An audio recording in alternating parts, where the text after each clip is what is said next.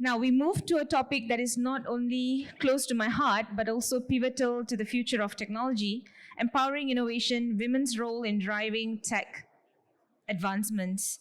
We have an incredible lineup of women leaders who are not just breaking barriers, but also paving the way for future generations. So please join me in welcoming the moderator for today, Carolyn Chin. A little introduction about Carolyn. Chin-Parry is the digital innovation leader at PwC Singapore, where she guides valued clients to achieve their innovation and transformation goal. Carolyn has been recently recognized as the 40 over 40s Inspiring Women Singapore. She is the award winner for the Asia Business Role Model of the Year 2020 and previously recognized as the IT Women of the Year for Asia in 2019. She sits on the advisory board for the NUS Center and AI Technology for Humankind, Australian Institute of Company Directors, CPA Australia Digital Committee, AustCham Singapore Digital Committee. She loves data and EGN. So without further ado, Carolyn, the stage is yours to welcome your panelists. Thank you so much, and good afternoon, everyone. It's such a delight to be here this afternoon, and wonderful that we have, as many men as well as women in the audience today. So thank you for your support. Don't run away. We actually need men in this journey as well. It takes me great pleasure to introduce to you our fantastic panelists who can all come on board at the same time.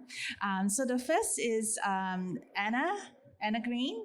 So she's the COO of the Toll Group. We also have Dr. Geraldine Wong, who is our friendly CDO from GXS Bank, and then New Lei and Helen Lam. So New is from SCB and Helen from Lendlease. So welcome, ladies, and such a pleasure to be among such highly esteemed panelists. So maybe we can just kick things off first. Anna, would you like to introduce yourself, what you do in your role, and how you come to the world of IT? Thank you very much, Carolyn. And I've got to say, a big round of applause for Carolyn just for what she's achieved so far. I was quite impressed with that kind of background story. You're truly interested in tech, but you're also a leader in tech for women across the region. So thank you very much. Very nice to be on the stage with you. And just to let you know who I am, my name is Anna Green. I am the Chief Enterprise Services Officer for Toll Group. We are a global freight and logistics team. We have locations across 150 different places in the world. And we are a global business that calls Australia home. So I'm delighted to be here and very excited to be talking about something that is also close to my heart, which is how we think differently about building teams that are diverse and inclusive and innovate for growth. Hi, I'm Geraldine. I'm from GXS Bank, and many people will know this as one of the 4 digital bank licenses and awardees back 4 years ago when MAS actually announced that. So it's the Grab Singtel joint venture digital bank. I lead up the data practice there. I set it up from scratch from day one, and it's about leveraging digital data technology to do things better within a very regulated industry that we all are familiar with. Hi, and it's so lovely to also see the diversity among the panels itself. I'm Helen. I have been in real estate and construction industry, which is really very much predominantly male-led for the last 2 decades. I worked for Lendlease for 13 years now. We used to call Australia home too. And I've basically been driving a lot of change towards construction and real estate to Industry 4.0 over the last probably decade. Yeah. Thank you, New Lei. First off, really honored and privileged to be sitting here with you all and amongst all of these wonderful women. I am the head of technology strategy and innovation at Standard Chartered Bank, and part of the job that I do every day, apart from looking after the roadmaps and the strategic direction for the bank, is about the innovation part and keeping an eye out on the future, making sure that we invest in our people and the talent. Of course, we're talking about a lot about AI, and I'm sure there will be some of that popping up a question, but it's really how do we build the capability, the team, so that we set the organization up and our people up for success in the future. I might ask Geraldine, the first proper question, which is, what does innovation mean to you? Because you're the Chief Data Officer for a digital-first bank. Everything evolves around digital as well as data. So what does innovation mean to you? Yeah, so it's a lot about innovation. At least means purposeful, forceful change that you want to make. For me, at least, it means two things. One is about identifying challenges as opportunities to change things around. Two is from all of this innovation, there could be things that you see as status quo, things that you want to improve further, whether it's processes, people, technology, relooking it from a different perspective and really putting a different lens to it to become more efficient. Now, don't get me wrong, it might not always be money or financially value driven, but somehow it leads to your value proposition of the organization as well. And at the core of it, I mean, the previous panel speakers were talking about human centricity. I just want to echo that thought. The core of innovation is the people again. How innovative, I'm sure many of you have led innovation teams and projects. At the core of it all is about people, the adaptability of the person, the collaborativeness, the problem-solving construct of different people coming together. I think it's really important. The environment that's being set up for this team for success is also important for innovation as well. Thank you for that. Helen, coming from, I guess, a built environment, construction type industry, innovation would look very different to an actual bank, even though I think in general the foundations are there in terms of concepts, but in the use cases, highly different to a digital first bank. Can you share a little bit more? I know you were the head of innovation there. Yeah, I have to say, having worked collaboratively with different industries over the last few years, I can guarantee you construction does not want to change. We have a huge generation shift where the way we build, Bob the Builder, the way we procure, our supply chain, we're really reliant on the supply chain and contractors doing things their way all the time. So when you're pushing change, everything comes with a cost to them. And not only the cost, but the ability to use technology, leverage technology, and change methodology. It's been really hard. And people might go, yeah, I'm happy to change, but they also don't know how. And over the last decade, I've been, pushing. I think when it comes to change, you need a vision. A strategy is only as good as the vision is, the strong vision.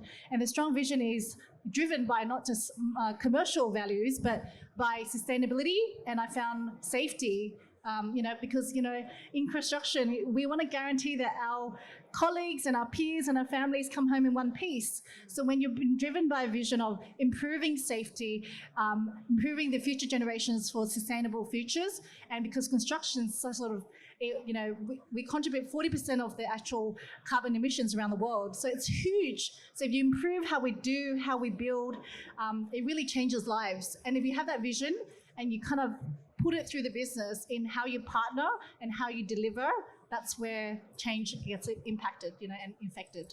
Thank you. I think you raised a really good point in the sense that, especially for your industry more than a lot of other industries, about decarbonization would be important. All the ESG elements will also be equally important. So how do you think that this particular industry is evolving as far as ESG considerations are moving ahead? Yeah, I would say probably in the last, 3 years, we're making substantial change because driven by a strong vision. So we have set the largest, boldest targets globally in the industry. So that's achieving net zero by 2025 and absolute zero by 2040. So people are doing net zero to give you context, competitors are doing net zero by 2040. And we're doing, or 2050, but we're doing absolute, meaning no offsets, no excuses by 2040. Now, how are we doing that? It's working through that right now. But having that bold targets and getting the whole culture of the organization and partners and industry aligned with that, that's how you move the needle. You can't do it on your own. Great. And Neil, how do you feel about all the new entrants coming into, the banking and finance space? I mean, traditionally, like anywhere else in the world, Singapore is no different. We tend to have very traditional banks that have been around for a very long time, and Standard Chartered is no different. However, over time, especially the last 2 decades, with the introduction of fintechs, with the introduction of now digital banks, and we have a friend who is in there, how are traditional banks, doesn't have to be SCB specific, but how are traditional banks addressing the level of challenges and competition coming in? Yeah, that's a tough question, right? I mean, Standard Chartered Bank, we are a global bank, and if we speak frankly, like we would consider the incumbent, but also kind of the dinosaur in the room, right? Like in this market, we have to compete with the more nimble local banks, and now we've got the like of more like digital banks popping up. So the fight is not easy, and the way we think about it, and you have probably heard of SC Ventures. So within SCB, we try to kind of lean into that innovation part through the SC Ventures arm, and that's including investment into startups or ventures that are either in financial services or could be adjacent to financial services, could be like trade finance. We have a lot of sustainable finance, or like just a platform, B2B marketplace platform to lean into that aspect. But outside of that, we also internally within the main bank, we think about how we can do innovation. We call like entrepreneurship spirit, right? So this go back to the questions about innovation, like how we think about innovation. I mean, I do think in my role, I sit in the traditional part of the bank, right? It's the mothership of the bank. And sometimes I think to be innovative, sometimes having the boundaries around you is also kind of in some way. Like if you don't have the whole world to explore, having those boundary and constraints allow you to be innovative about what you can do in terms of quick wins. And that is sort of the environment I operate in. And the way I think about innovation then is, okay, what are the space and domain we can innovate in? And then the how part. So on the first part, for instance, what, the domain, right? I think about it in 3 spaces. So number 1, innovation in terms of business models, like how do you actually generate new revenues? So the tech industry does it really well, right? In the past, it's just like licenses and just big license to enterprises. But then the SaaS model based, or like the Airbnb model, that's bringing in new revenue, right? And in the banking space, for instance, when we do distribution, partnership channels, that's how we can innovate and participate in a wider ecosystem and generate more revenue. And then secondly, through more like the product innovation. So in this space, I hope you all have heard of Trust Bank, for instance. So we try to carve out a small space and actually innovate in a particular product domain. Or for instance, we're investing a lot into sustainable finance to support the whole ESG agenda globally, right? So that's like we try to align ourselves to the big themes around the country and around the world with the government support. In Singapore, we're very fortunate to have that set of policy to support us, right? And then thirdly, on more like the process, more like the internal level, there's things that you can do more efficiently, productivity-wise. You can use, automation, AI, and all of those. So how do we innovate around that to achieve continuous innovation? And I'm going to close on that part, like on continuous versus big bang. Sometimes we think about innovation as in it has to be something really scary and something big and disruptive. But sometimes it doesn't have to be that way. There's a spectrum of continuous innovation and just pushing yourself to be better, and then they're keeping an eye on the horizon, because we could be disrupted very bigly by these nimble players coming to market, right? So play into that space as well, but we try not to be so kind of like we just have to be doing something big, otherwise we're not participating and it's going to be hard. Yeah, very good point. And Anna, just for background, while she might be working with a logistics company, she used to be the Asia Pac leader for AWS SMB business, as well as the IT Woman of the Year. So no better person than yourself to actually put a different lens on a logistics business, because you're quite fresh into this industry, but sometimes these kind of industries also need fresh ideas. So what are your thoughts in terms of the type of technology as well as innovation that exists right now, and what can we expect in the coming years? Yeah, and I have reflected a lot. Obviously spent 3.5 years working at Amazon Web Services, but prior to that, I was the CEO of a bank. So really interesting, I guess, perspective now sitting in what we would typically look at as a traditional industry. and thinking about how do we approach the challenges in legacy traditional industries using different ways of thinking. And I think the ladies on the panel have already articulated that kind of innovation lens, the way that technology thinks very differently about solving solutions than perhaps our traditional industry peers might. So I'll give you some examples because that's always the best way to explain it. So in supply chain, much like in construction, we've got some amazing technology going on. We've got the use of IoT happening in vehicles, which is allowing us to be able to understand data, to allow us to understand how much we should be utilising our own assets, our trucks, for instance.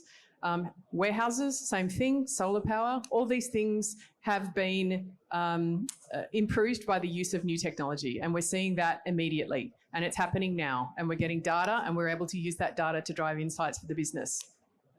So that's great, but we still have receptionists at the beginning who are allowing or controlling the data with respect to the driver kind of clock in and clock out, and they are using an MS-DOS machine that doesn't have a mouse from 1983. The reason I share that example for you is not because it talks about an old industry in decay. It's an example of what I think all of us are facing in our businesses in reality, which is old school technology, which to some extent needs to be used, and suppliers and vendors and banks still have very old school architecture which has not been reinvented because simply the cost imperative to do so is too high. So what we end up doing is getting new technology to solve those solutions, and the journey for all of us, which is forever, is going to be helping our companies and our teams and the culture within our organisations to understand how to change. You will be able to see outcomes, as New has already pointed out, if you can build, and this is what I learned working at Amazon, if you can build a specific piece of work that is granular in terms of its outcome, and you are using teams of people that are almost cross-functional to drive an outcome. Now, that's what tech does really well. What tech doesn't do very well is understand what the business is asking. So I see time and again examples of tech people coming in and going, I've got it, AI is going to solve this, go away, let's solve it with AI. The business guys, maybe they have been engaged, maybe they haven't. And we end up with a product we've spent several $1 million on that nobody wants to use. Or data storage solutions that Amazon has sold us, which are not really fit for purpose. So there's lots of examples of where, with a better engagement between business and between technology, we're actually going to be able to drive real innovation. And I see that within my own teams and my own businesses, and I see it across industry as well. Great. Now, our next question is for Helen. You've worked 13 years in a built environment construction industry, which I don't think anyone would ever argue with me when I say it's a very male-dominated industry, because there's a lot of engineers, there's a lot of blue-collar workers, and many of whom are actually male. So when we talk about females trying to advance technology and actually the use of technology in this particular space, what are some of the observations that you've had as far as whether it's female-led technology or whether it's this technology adopted by, I guess, the broader industry? Yeah. No, that's a great question, Caroline. So in Australia, when I was working in construction, there's a lot of blue-collar workers, right? So heavily male, very intimidating, much double my size. So, even the size on the site was intimidating. I moved here 13 years ago in Asia, and it's same but different. So the volume was much larger, foreign workers. So I was a project director for GEM, which is a more out west. And I had 13,000 staff at one point at the same time. So 13,000 men staring back at me every day. So just in terms of women and being, not like a minority, you feel it every day. So I think when it comes to technology, it comes down to the question of change and credibility. And I've been pushing for change all my life. But when it comes to being the minority pushing for change, your voice is very small, even though I'm really loud, in terms of volume. And I often find that people will try to educate me on, girl, that's not how you do construction, or that's not the way we do things. or explain it in a very heavy technical engineering language that makes me confused. And because I don't understand it, I'm more about user-centric, outcome-based experience, customer sort of language type conversations.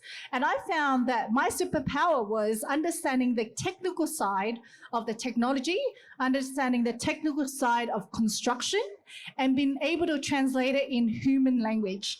For like the way I talk to my kids, I explain construction to them all the time. And I'm not trying to be patronizing or condescending, but when I talk to other people now, when it comes to integrating technology and the technical construction methodologies or approaches, I think about how would I explain it to my children.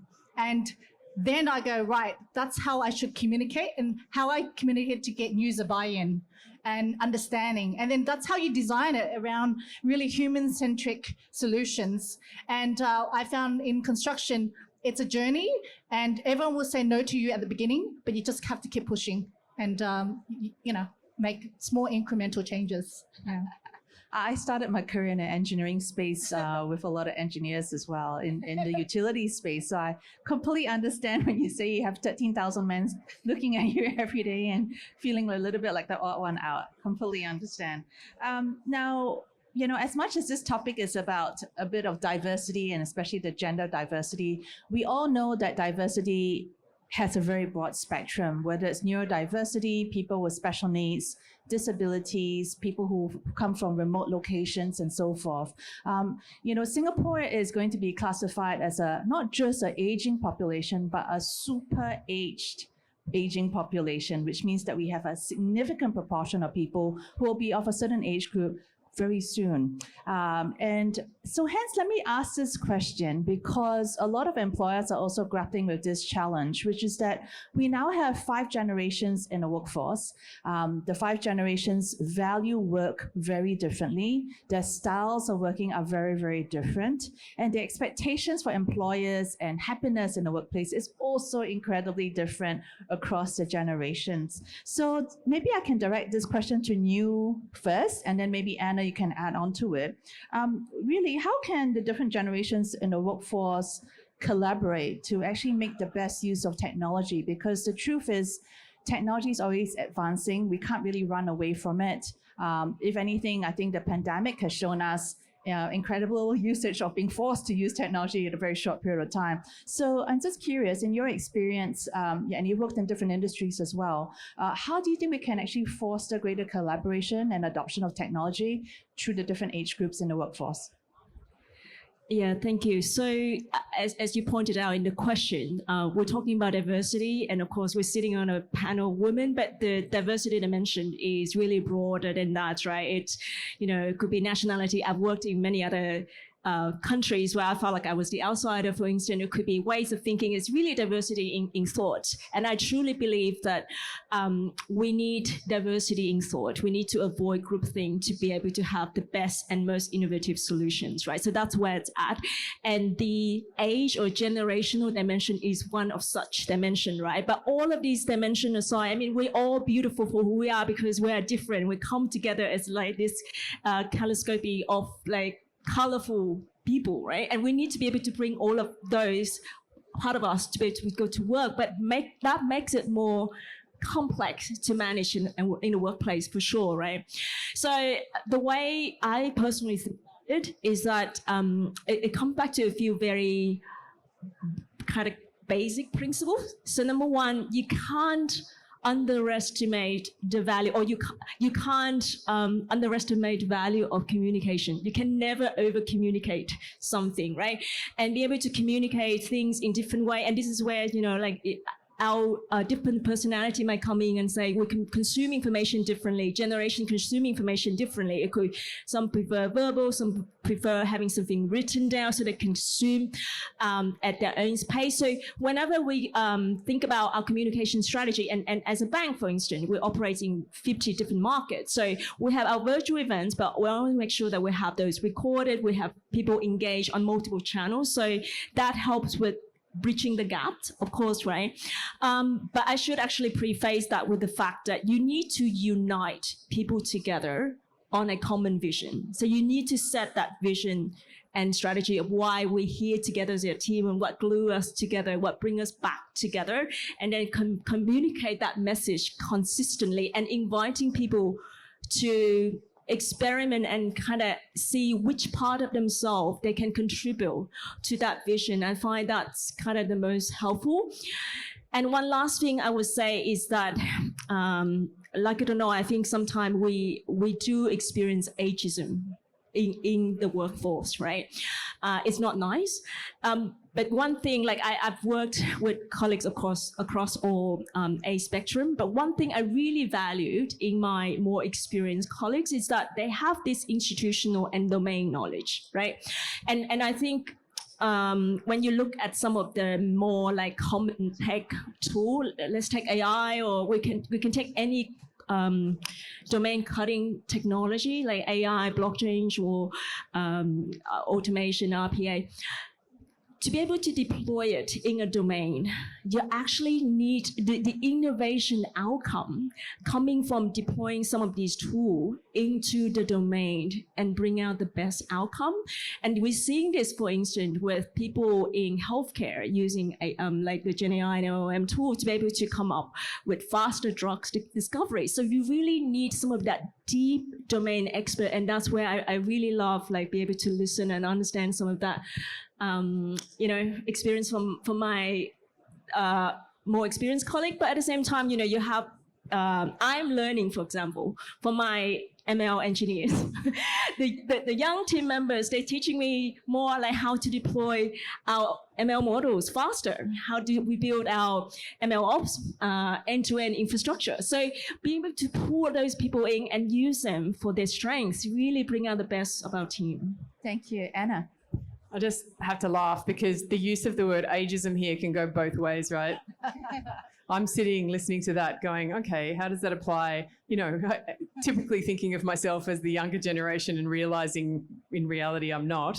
But seeing that happen in an industry like banking, for instance, where you find that the people who are remunerated and promoted, it is about experience and it is about relationships and trust, versus what I saw in technology, which is it had nothing to do with those things necessarily. It was more about what was the newest, shiniest thing. And my favorite example of that is that the rash of advertisements for recruitment that went online to try to get software engineers who had 8 years of experience in ML. It's only been happening for 8 months, really, guys. So, the context here is really important.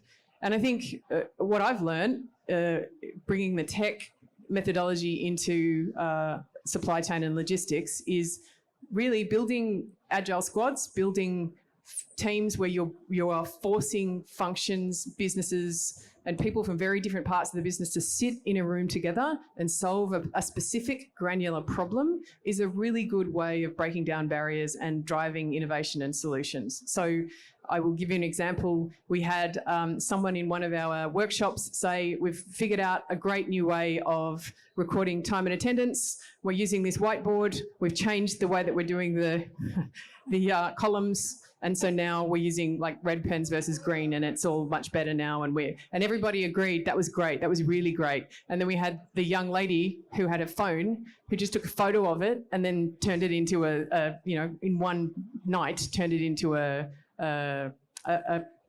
program or a software solution that could be done online, and you didn't need to use a texter anymore to fill it in.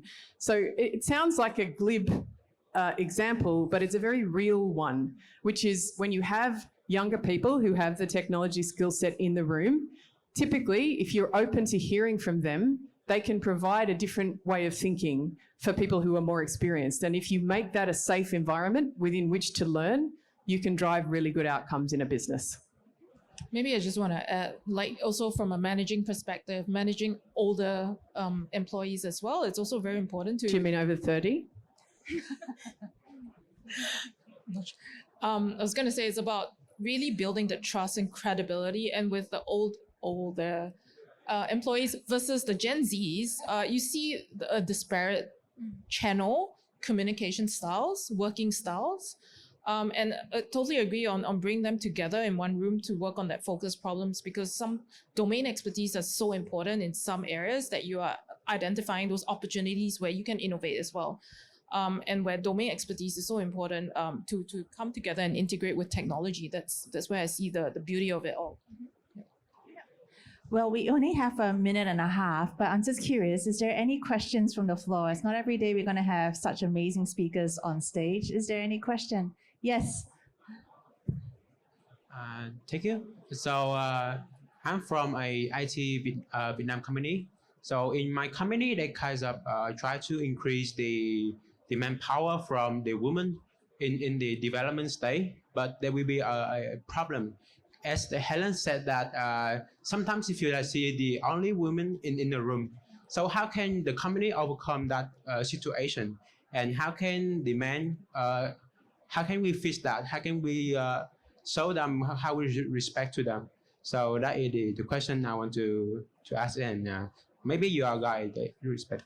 Yeah, maybe Thank Helen, you. you want to have a go? I think it's really important to have yourself male sponsors supporting some of the women in your industry or in your office and supporting them, because I wouldn't be where I am with some of my male sponsors, and it's really important to acknowledge their work as well. It's not about being a man or woman, it's about having role models in your organization and in your industry, and always actively promote that. It's not about quotas. We're sick of talking about quotas. It's really encouraging that diversity in your organization and being active about it. I would add to that as well, because I've been in many different leadership roles where I have to build this and cultivate this, right? So I think about building women leadership in 4 major stages. So number 1 is where, like, you basically, from a primary school age to high school, how do you cultivate them to think about, like, make sure that they have a love for technology, right? And then the entrance point, like, I've been to university, like, to go on recruitment event. How do you actually sell the career path to women so that they feel like this is an attractive career path I really want to lean in and invest in? And then, the drop rate of women in mid-career after they even enter that is phenomenally high, like 20 to 30%. So how do you support women through this part? And this requires systematic changes. You require policies, you require support from the companies, you require support from your whole social network. Make sure that women have that platform, and including, allies for men. And then at the top leadership level, be able to see visible role models, because less than 10% of women actually sitting at the C-level suite, right? So be able to have that visibility and like be able to see that there is an aspiration, there's role models there that we can aspire to. Thank you so much for the tips and guidance, Daniel and Helen, and also for the question on the floor. We've gone over a little bit, and I just want you to join me to actually thank our speakers today for the great insights. So thank you, everyone, for joining us. Thanks, Karen. Thank you to our esteemed panelists for the inspiring discussion on women's role in driving tech advancements.